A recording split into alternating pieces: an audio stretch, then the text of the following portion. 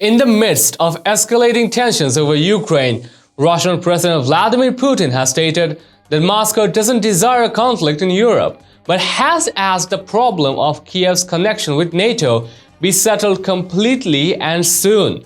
Putin said at a joint press conference on Tuesday following meetings with German Chancellor Olaf Scholz that Western countries have told Russia that its neighbor will not join NATO in the foreseeable future.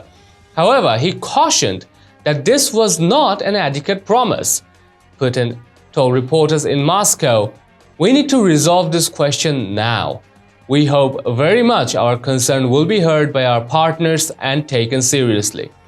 Russia has stationed more than 100,000 soldiers outside Ukraine's territory and is lobbying for Western security assurances, including a pledge that Kyiv would never join NATO, defying Ukrainian President Volodymyr Zelensky's drive for membership.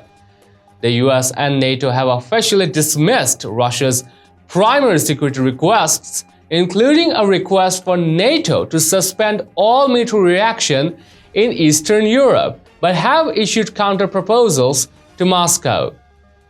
Despite emphasizing the importance of the West paying attention to the Kremlin's main priorities, Putin stated that Russia is willing to cooperate in dialogue on curtailing the rollout of intermediate-range rockets in Europe, boosting the openness of military exercises and other confidence-building measures.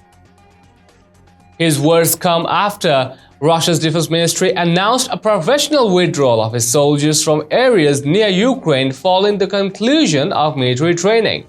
Moscow provided no information on where the troops were being withdrawn from or how many were being relocated, but the military released video clip of tanks and other military vehicles being loaded on railway flat cars.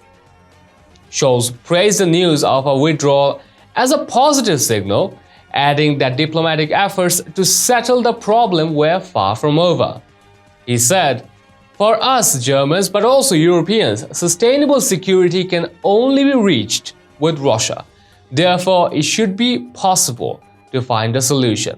No matter how difficult and serious the situation seems to be, I refuse to say it is hopeless." Well, other figureheads were more circumspect. US President Joe Biden questioned Moscow's promises of a voluntary pullout, claiming the Russian forces bordering Ukraine remain a threat.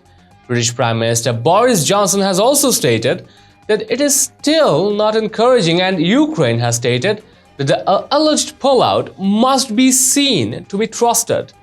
Meanwhile, NATO's leader appreciated Russian signs in the last 2 days that it may be seeking a peaceful resolution, but he encouraged Moscow to prove its willingness to act with a major and long-term pullback of soldiers.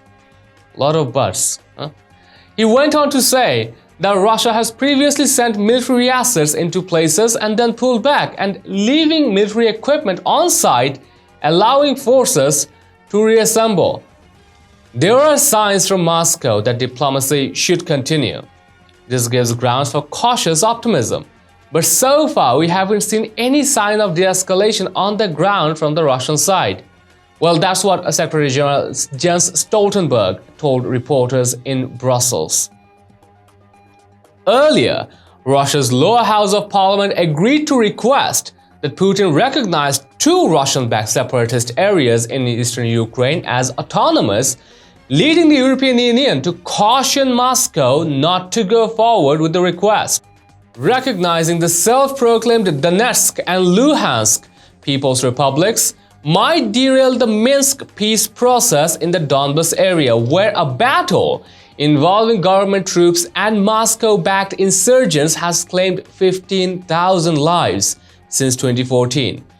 A move to recognize the territories, according to Ukraine and the EU, would constitute a breach of the Minsk agreements.